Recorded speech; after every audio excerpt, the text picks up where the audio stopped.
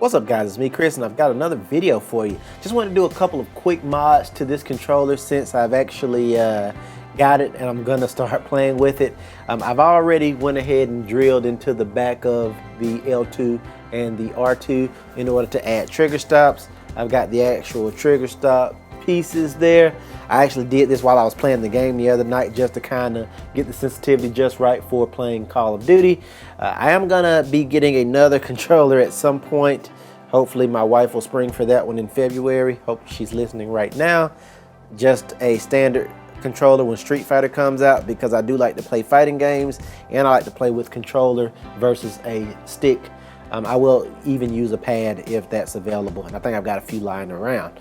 But that's not what this video is about. We're gonna go in and do some mods. I've got some parts lying around, so I'm trying to decide how to futurize this controller that much more. So I'm gonna pop off the control freaks, which on this controller I'm running the Black Ops 3 control freak, and I'm also running the limited edition Juggernaut version. So I'm running those as my run, walk, direction / aim. And I'm just gonna look at this and figure out what I can do to change some things out, make it look a little more futuristic. One of the things that I know I'm gonna do is I'm gonna go ahead and change some of these face buttons out, maybe the X and the actual triangle, and I'm definitely going to change out this pad because I think that's going to be cool. I may change out the PS button, haven't decided yet, but I will look at all options. So first thing I want to do is go ahead and break this thing down. You've seen 100 of these, so we can fast forward through this. I may even skip here, but basically you remove all 4 screws and you crack the egg, as I like to call it, and you're in good shape. And I just pop this guy open and boom, right there. And then you just massage everything out like I just did. You got a ribbon cable, go ahead and detach that, and boom, you're off to the races.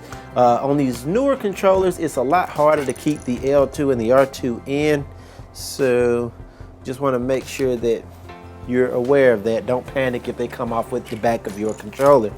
All right, next thing we're gonna do is remove this pesky battery, which is in a little different than on the other ones. It's a horizontal connection versus a vertical connection, which just something to note. We'll go ahead and remove the battery protection plate. There should be 1 screw inside here on this main board, and they changed the locale of that as well. It's on the other side. This board actually looks more reminiscent of a PS3 controller board, the way that it's built.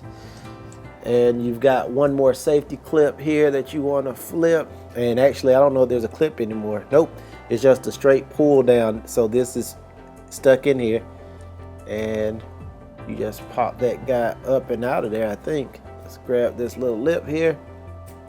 Is there a... Make sure I'm not damaging it because I haven't seen this one before. How does it come out? Straight up? Yeah, just pops right out. Just had to put a little force with it. So you pull that out and it pops out, and the rest of the board and everything should follow. I am going to keep the rumbles in for now on this controller because I don't know what all I'm going to do with it. One other thing of note, you need to be careful. And make sure that you take your time and fish this out. Otherwise you'll damage that and your touchpad will not work. So just take your time. All right, got it out, pulling everything apart here. Boom. And let's look at the actual board because I'm a little curious. So once you pull everything back, you can kind of get a look at the main board there. And on the older controllers, this connection was right here. This whole area has been redesigned. I don't know if that's for power efficiency or what. I'll show you guys a solution at some point for, in fact, going in here and messing around and modifying to make a scuff style controller on the new board at some point very soon. Another thing that's interesting is that this guy has changed as well. The touchpad is very different looking than I previously remember it looking. Very interesting. Don't know if I'm gonna be able. Nope. It's a different setup than the one that I have. I was gonna go with a clear touchpad, but I'm not going to be able to, I don't think, because of the way it's made. You've got indentions here and here, you've got them here, you've got them here. This is just flat because this was a non-functional covering before. This actually still might work. Let's see. Let's start taking some stuff apart. And hopefully we don't damage it or break it. Let's see what we can do here. See how this comes apart. Just pop this piece out, and it popped right out. And it's just cradled in place, which it used to be glued on. Yeah, I'm not gonna mess with this one. You see how that one is? Sometimes, guys, you gotta leave well enough alone. This is actually glued into the touchpad, and I think trying to pry this out, especially without the right version of this, I could damage some things. So I'm going to leave well enough alone on the actual touchpad here. Put this back and call this one a night, and it just snaps right back in. So yeah, there you go. So I'll leave that alone. I think I'm gonna go ahead and change out the PS button because hopefully that didn't change much. Looks like it's about the same, which is solid. So I'll put a clear PS button in there. Now the other thing I'm gonna do is change out these face buttons because you got this cool orange D-pad, but the face buttons are, leave a little to be desired. The other thing that I'm going to do is change up my option buttons here and make those clear. I think I've got two, maybe I only have one left. If so, that's what we're going to go with. We'll use that clear button as the share button. Keep our option button black because we got to use what we got. And hopefully everything will work as it's supposed to. Looks good. Now we're gonna hook this touchpad back around here, swing it back around, and I think we'll come through the inside here and connect this guy. So I'm coming from the inside up, and we'll push everything back in so everything went in the way it's supposed to. And I'm gonna break this up a bit because I think it's too much orange. So, and you guys comment and let me know if I totally screwed this controller up. I'll accept all the blame. I'm gonna actually put a clear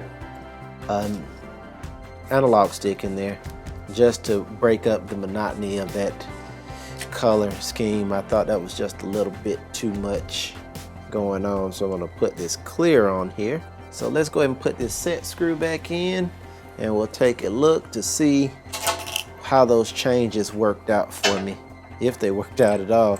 The main thing is function, because it's got to be function over form, guys. If it looks good and doesn't work, who cares? It's got to work. Come on. All right. So here's what I'll push that down a bit more so it matches. Here's how the body looks now, and that looks pretty next level. I broke up some of the orange. I removed the orange analog and put a clear one there. We've got some clear buttons to kind of counteract. I wish these buttons were orange with this in black. That would have been hot, but whatever. I wish they would have put something here maybe. I still am working on a solution for this light. I'm gonna add a 3 there for Black Ops. I'll get to that in a later video, but now we're starting to get somewhere. So the next thing that we have to do is to get this thing reassembled. And man, they've completely redone these controllers. They're weird now. I gotta do some homework because I'm not used to it looking this way. That screw is set on that little hinge there. It used to have to sit on this hinge and slide into a slot.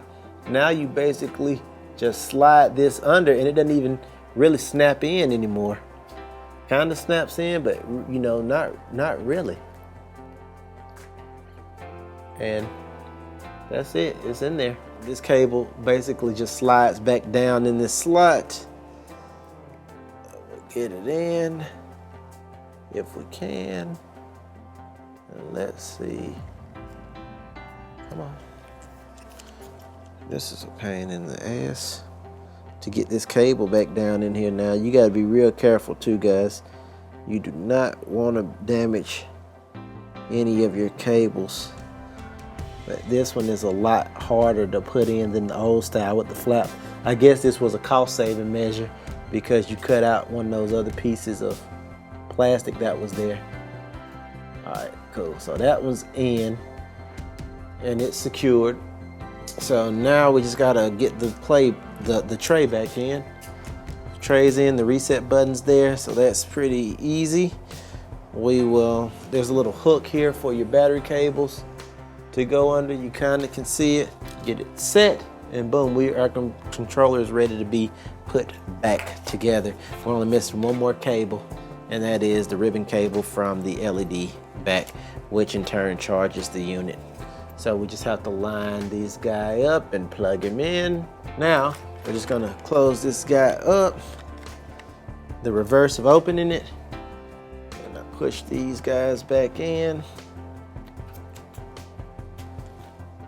And everything, just massage everything into place and it all snap together. Nice and tight. You hear a crunch, you're good. Feels good. Good. All right, guys, so I got everything back together. As you can see, the light did finally turn super blue. I don't know how well that's coming across on screen, but looks good, looks the way I want it to look. The only other thing that I want to do is go ahead and put my control freaks back on that I like to use, which is the Juggernaut edition. And here is the other, which is the official Scold Black Ops 3 one. And yeah, this thing is looking up. Let me know in the comment section. I swapped out one analog, the share button, these two guys, and of course the PS button to clear. And I think the controller looks a bit more futuristic. Also, I've added my stops back in, which are nice, and I put them kind of at an out angle, so that really nice response. Please comment, like, subscribe, and as always, I'll see you in the next video. I'm out of here.